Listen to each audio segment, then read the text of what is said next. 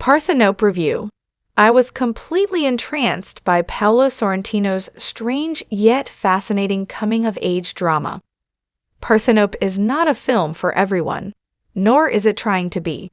It's quietly reflective and also a bit weird and vague. Written and directed by Paolo Sorrentino, Parthenope is an Italian coming-of-age story that sees its titular character at different stages in her life.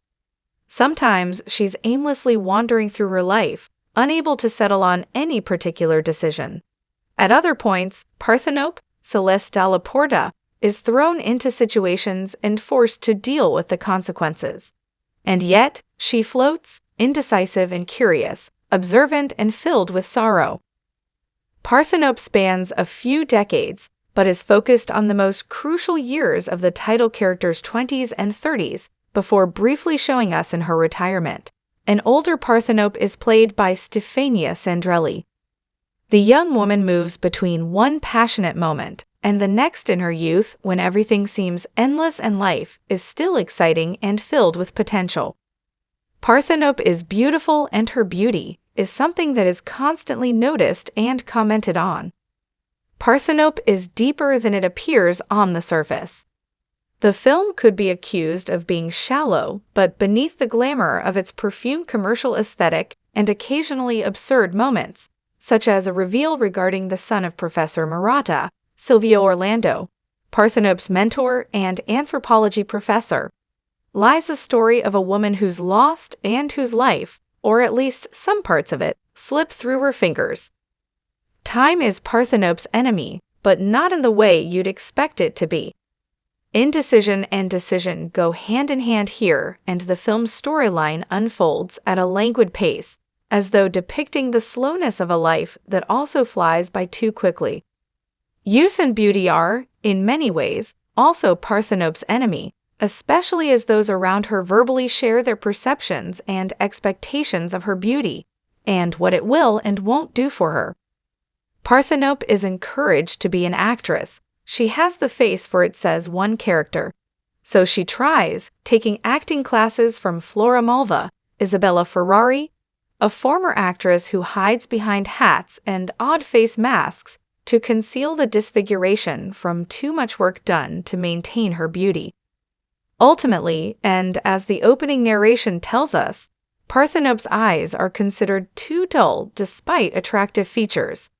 Youth and beauty are, in many ways, also Parthenope's enemy, especially as those around her verbally share their perceptions and expectations of her beauty and what it will and won't do for her.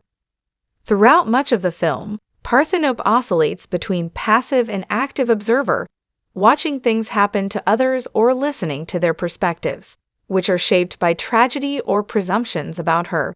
She relies on beauty in some ways, but not in others.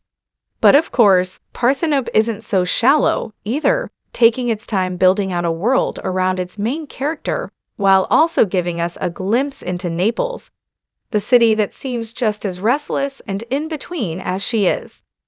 Parthenope is visually stunning with something to say. To that end, the film reflects on the feeling of being afloat, and it's something we can all empathize with on some level.